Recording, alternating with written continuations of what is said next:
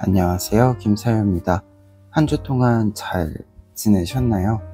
갑자기 날씨가 또 더워져서 저는 평일에 쉬엄쉬엄 좀 책을 읽다가 주말에 못 읽었던 책들을 몰아읽는 독서 생활을 한 주였습니다.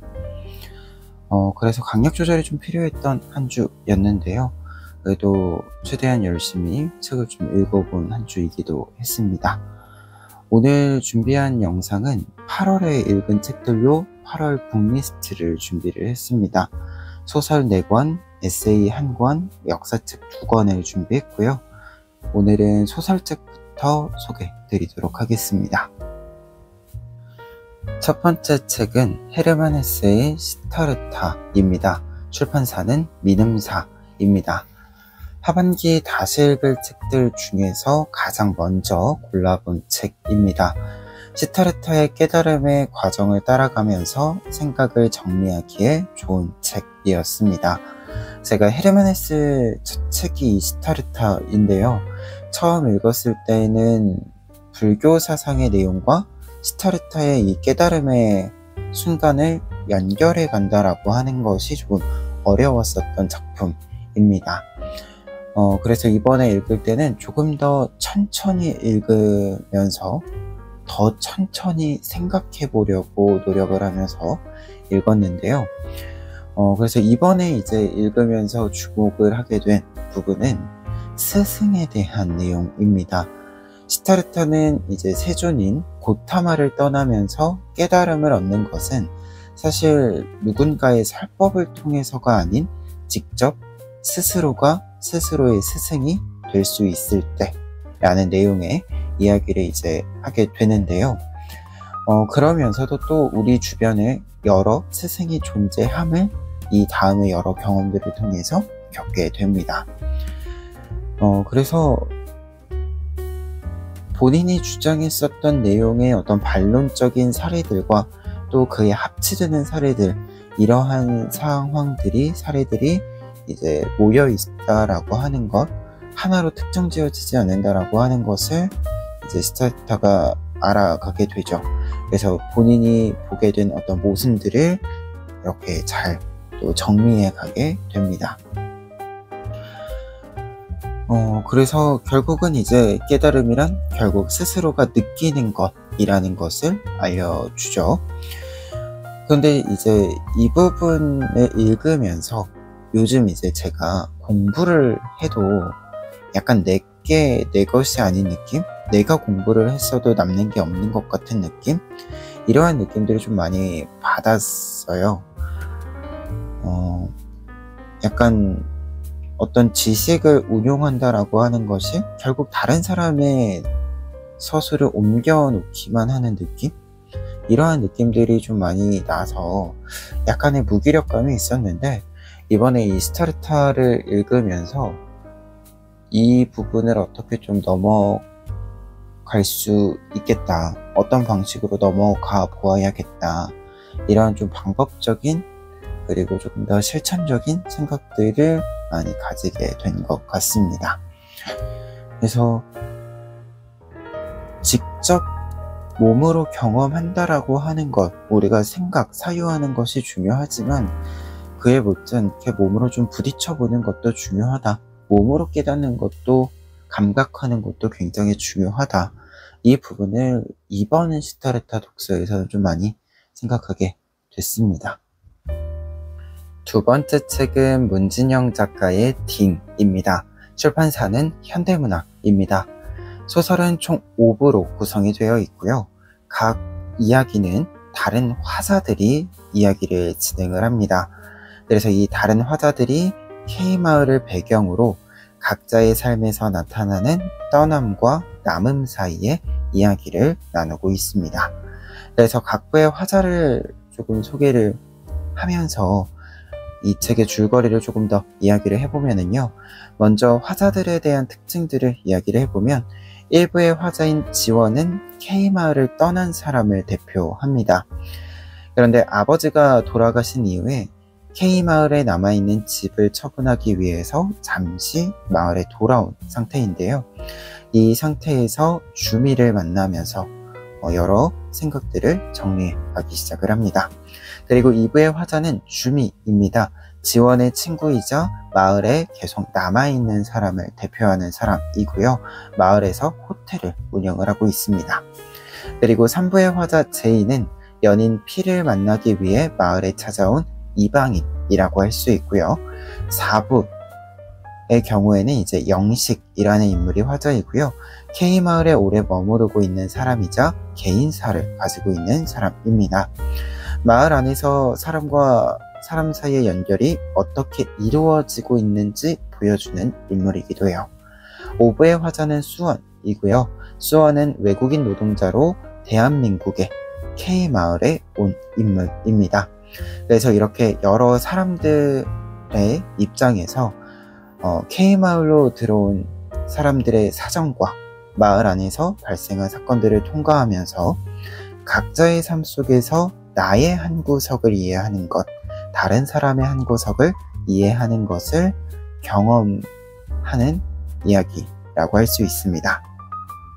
그리고 이러한 경험들은 의도하건 의도하지 않건 한겨울에 손난로 같은 온기를 서로에게 전하게 되는 부분이기도 한데요. 그래서 읽고 나면 굉장히 따뜻한 느낌을 받게 되는 소설이기도 합니다. 그리고 개인적인 사견으로는 이제 이 작품 해설에서는 이 딩이라는 키워드, 딩이라는 제목을 통해서 작품을 해설하고 계신데, 저는 이 소설을 소개한다라고 했을 때는 이해라는 단어가 가장 많이 강조가 되어야 하는 것이 아닌가라는 생각이 좀 들었습니다. 근데 이때 이 이해라고 하는 것이 어떤 이해인가를 좀 잘 보여주는 구절이 있어서 한 구절 읽어드리고 다음 책 소개드리도록 하겠습니다. 잠시 후에 주인 남자가 서비스라며 홍합국이 담긴 커다란 대접을 내려놓고 갔다. 차가운 해산물과 소주를 먹느라 조금 체할 것 같았는데 국물을 한 숟가락 떠먹자 온천물에 들어간 것처럼 몸이 녹았다. 뜨거운 물줄기 아래 한참을 서 있어도 완전히 사라지지 않던 냉기가 한순간 몸에서 빠져나가는 느낌이 들었다. 그러면서 시원했다. 제이는 어렸을 때 할머니가 뜨거운 국물을 떠먹으며 시원하다고 말하는 것을 이해하지 못했다. 그런데 방금 홍합국물 한 입에 그 말이 무슨 뜻이었는지 단번에 알게 된 것 같았다. 세 번째 책은 이두원 작가의 돈 안 쓰면 죽는 병입니다. 출판사는 위즈덤 하우스입니다. 진짜로 돈을 안 쓰면 죽는 병인 플람마라는 병이 창궐을 한 상태가 소설의 배경입니다. 이 플람마라는 병은 돈을 쓰지 않으면 탈모와 비슷한 증상이 나타나고 이후에는 혹이 자라는데 결국 이 혹이 폭발하면서 머리와 함께 터져버리는 병입니다. 그런데 이 병에 걸렸을 때 죽음을 늦추는 유일한 방법이 돈을 쓰는 것입니다. 그런데 이때 이 병을 늦추기 위해서는 생필품이 아닌 부분 혹은 쓸모없는 부분에 돈을 쓸 때 이 병이 늦추어진다 라고 해요. 그래서 이런 신선한 소재로 그리고 설정으로 쓸모에 대해 직접적인 질의를 던지는 소설 작품이었고요.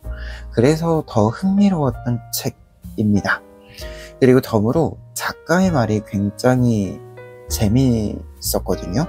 그래서 이 책은 꼭 작가의 말을 끝까지, 인터뷰까지 읽어주시기를 권해드립니다.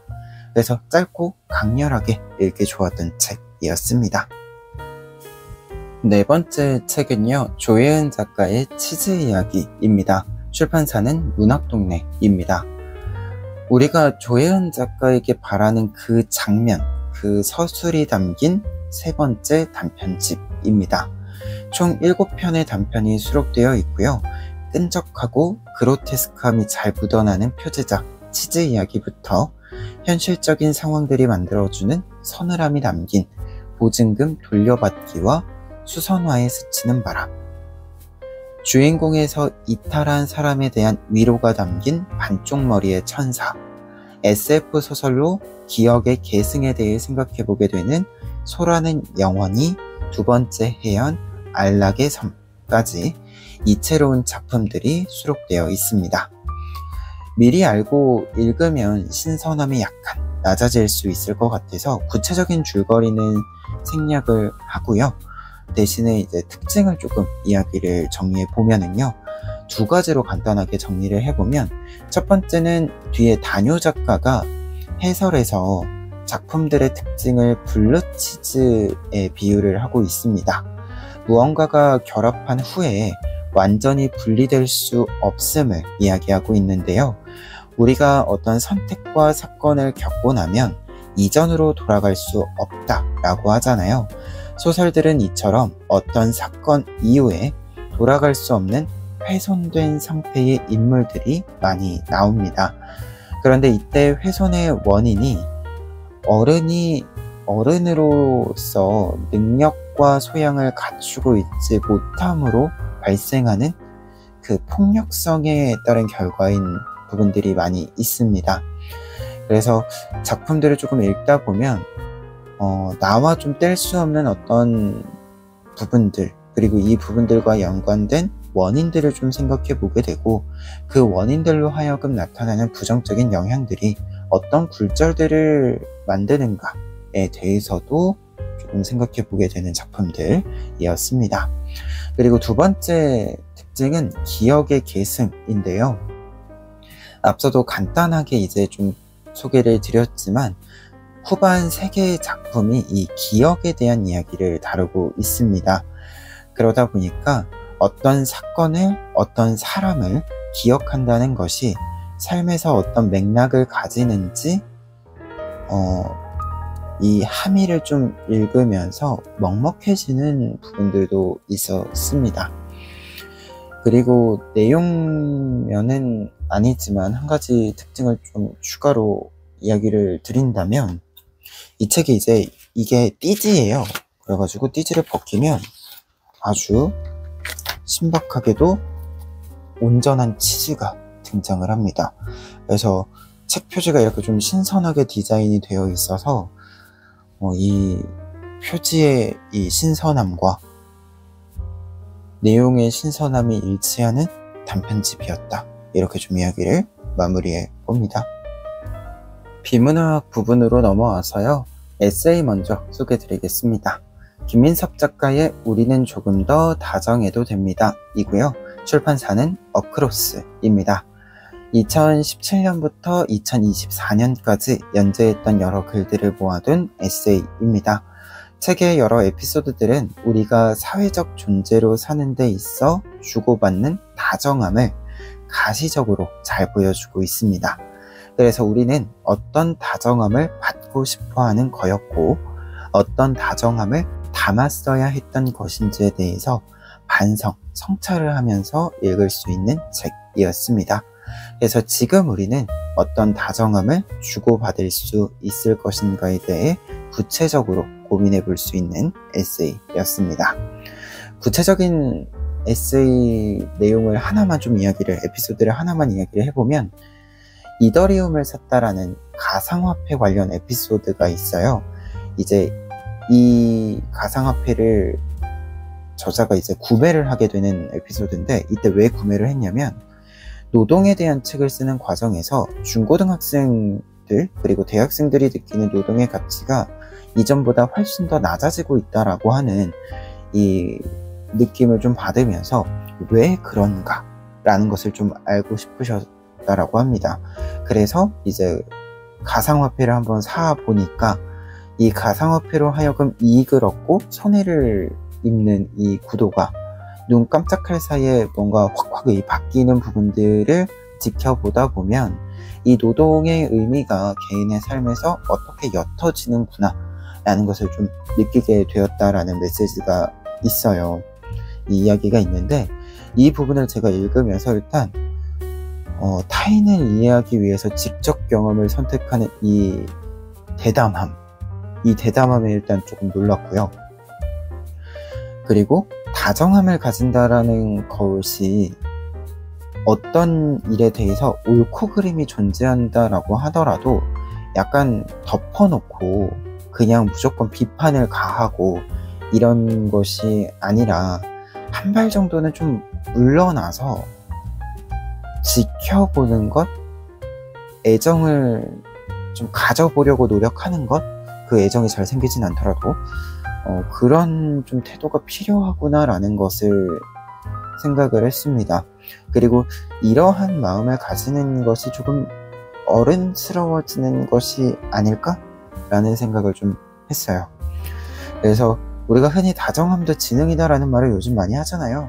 근데 이게 머리로 생각하는 어떤 지능의 메시지보다도 다정함을 이렇게 지능으로 보는 것보다도 실천으로 생각할 수 있는 것, 이 부분을 좀 잘 보여주는 에세이여서 좀 좋은 의미로 다가온 에세이집이었습니다. 여섯 번째 책은 역사책이고요. 이동희 작가의 꽃 떨어진 동산에서 꾸미와 괭이를 들자입니다. 출판사는 휴머니스트입니다. 일제 감시대상 인물카드라고 하는 기록을 토대로 우리가 모르고 있던 사람들을 살피는 책입니다. 총 40명의 사람들을 소개하고 있고요. 사람들이 왜 형무소에 옥고를 치루었는지에 대한 에피소드를 담고 있습니다. 이 에피소드들을 통과하다 보면 당시 독립운동에 대해 사람들이 가지고 있던 정서는 어떠했는지, 그리고 반대로 일제의 강압적인 통치가 얼마나 차별적인 방식이었고, 그리고 그 차별성을 우리나라 사람들이, 조선 사람들이 얼마나 잘 알고 있었는지를 알 수 있기도 했습니다. 그리고 굉장히 에피소드들이 짧지만 구체적이에요. 그래서 그 당시의 상황을 조금 구체적으로 그려볼 수 있는 책이기도 했습니다. 그리고 이 책의 특징을 조금 이야기를 해보면, 감상을 조금 더 이야기를 해보면, 가장 사실 기억에 남는 특징은 이 책이 각각의 에피소드들에서 각 인물들이 직접적으로 했던 말들을 좀 옮겨주고 있어요.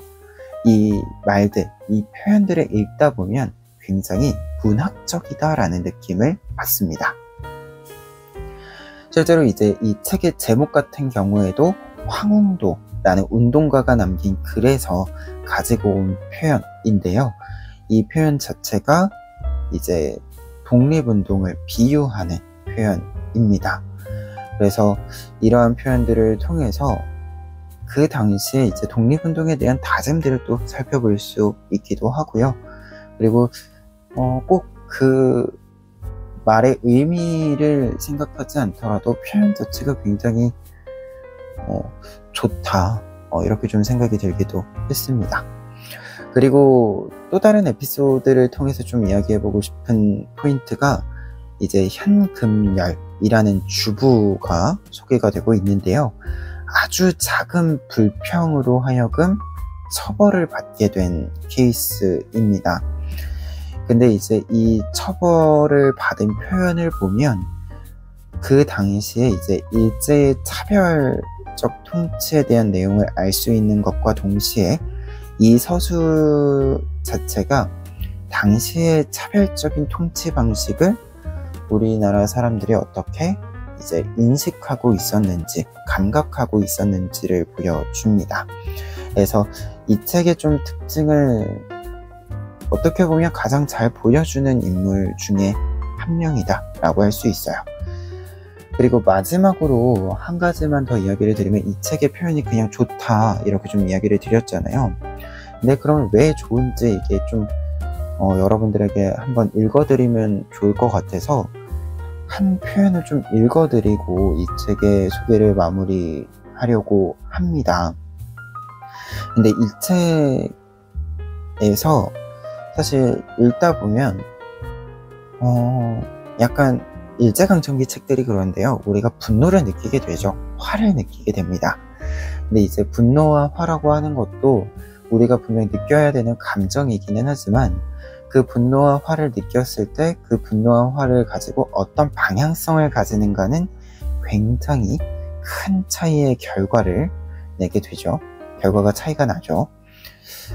그래서 이 분노와 화를 온당하게 사용하는 것이 중요한데 이 부분에 대해서 좋은 방향성을 알려주는 표현이 아닌가 해서 좀 골라본 표현이 있어서 이 표현 읽어드리고 마지막 책 소개해드리도록 하겠습니다.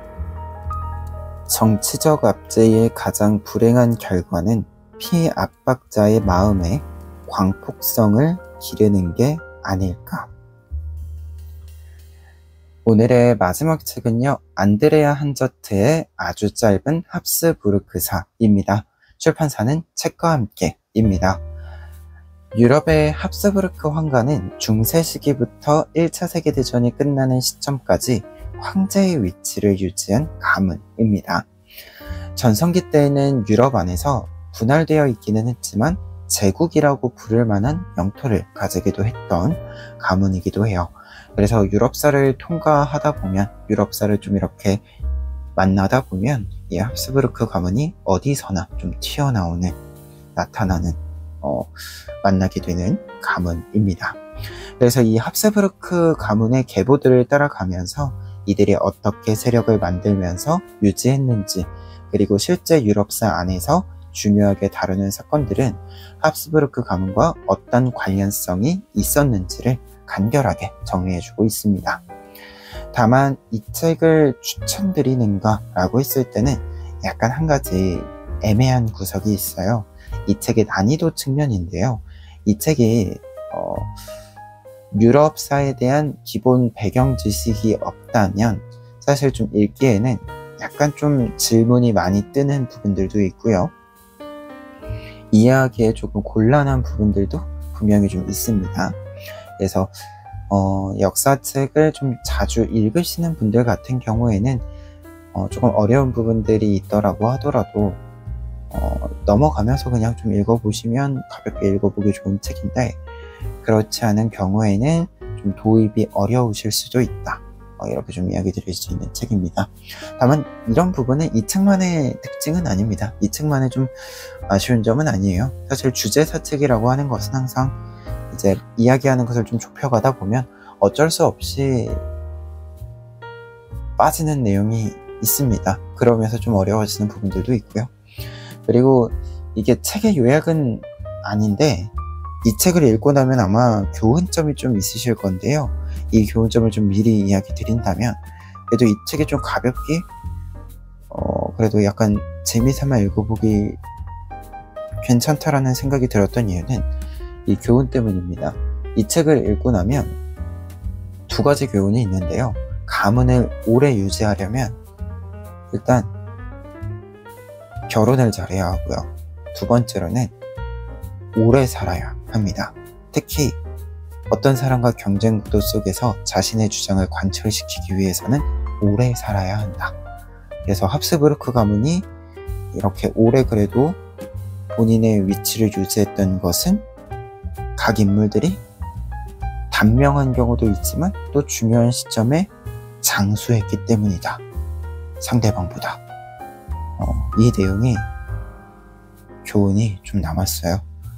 그래서 이렇게 좀 특이한 교훈이 남는 책이기도 해서 약간 어렵지만 그래도 그냥 남의 가문 족보를 좀 본다 라는 느낌으로 읽어보시면 좋지 않을까 합니다. 오늘 7권의 책 소개해 드렸는데요. 기온이 선선해질 듯 계속 무더위가 이어지고 있습니다. 중간중간 비도 와서 습해지는 것도 있고요. 그래서 이런 시기일수록 또 냉방 필요하시면 냉방도 잘 하시고요. 그리고 또 추운 곳이랑 더운 곳 왔다 갔다 하다 보면 몸에 좀 무리가 올 수도 있으니까 이 부분들도 좀 잘 챙기셔서 건강 유의하셔서 건강한 독서 생활 이어가시길 바랍니다. 그러면 오늘 영상은 여기까지이고요. 저는 다음 영상으로 또 인사드리도록 하겠습니다.